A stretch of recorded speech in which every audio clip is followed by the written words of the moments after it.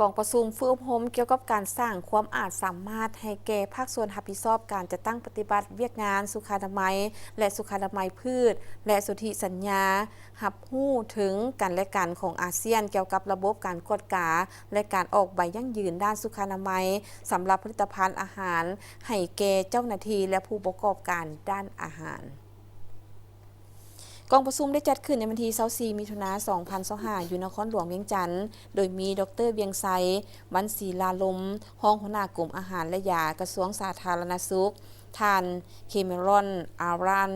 เลขาโทสถานทูตออสเตรเลียประจำลาวรับผิดชอบเวียกงานเศรษฐกิจการค้าและโครงสร้างพื้นฐานพร้อมด้วยบรรดาคณะกรมและคณะแผนกจากบรรดากรมเกี่ยวข้องเข้าร่วมดร.เวียงไซวันศรีลาลมได้กล่าวว่าการส่งเสริมและคุ้มครองความปลอดภัยของผลิตภัณฑ์อาหารให้ได้มาตรฐานที่ตลาดยอมรับแม่นเวียกงานที่สำคัญระดับต้นๆของเวียกงานส่งเสริมการค้าบ่ว่าจะแม่นการค้าอยู่ภายในประเทศก็คือการส่งออกสำหรับสาธารณรัฐประชาธิปไตยประชาชนลาวถือว่าเวียกงานนี้จำเป็นต้องได้รับการปรับปรุงอย่างรีบด่วนบ่ว่าจะแม่นด้านการทดสอบคุณภาพและออกไปยั่งยืนการกวดกาและคุ้มครองก็คือด้านการปฏิบัติพันธสัญญาที่สาธารณรัฐประชาธิปไตยประชาชนลาวเป็นภาคีอยู่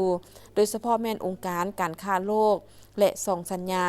และโครงการสนับสนุนการจัดตั้งปฏิบัติสัญญาการร่วมมือเศรษฐกิจแบบรอบด้านระดับภาคพื้นที่องค์การการค้าระดับภาคพื้นเพื่อการพัฒนาช่วยสนับสนุนนำเสนอข้อมูลที่ได้รับจากกลุ่มอาหารและยาและจากองค์การจัดตั้งที่เกี่ยวข้องต่างๆผู้ให้ถึ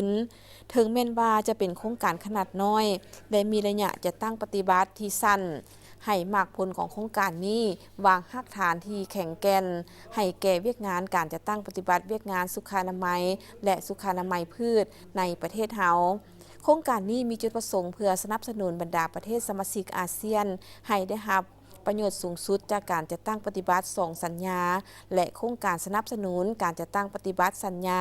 การร่วมมือเศรษฐกิจแบบรอบด้านระดับภาคพื้นเพื่อจะตั้งปฏิบัติบรรดากิจกรรมการร่วมมือด้านเศรษฐกิจสุ่มใส่เศรษฐกิจอาเซียนที่ด้อยพัฒนา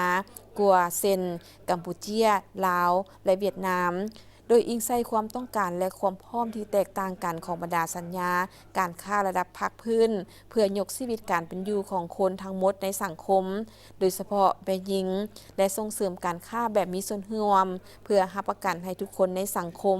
ได้รับผลประโยชน์ในที่รวมไปถึงธุรกิจขนาดย่อยน้อยและกลางธุรกิจที่แม่หญิงคนพิการและกลุ่มคนที่ด้อยโอกาสอื่นๆเป็นเจ้าของ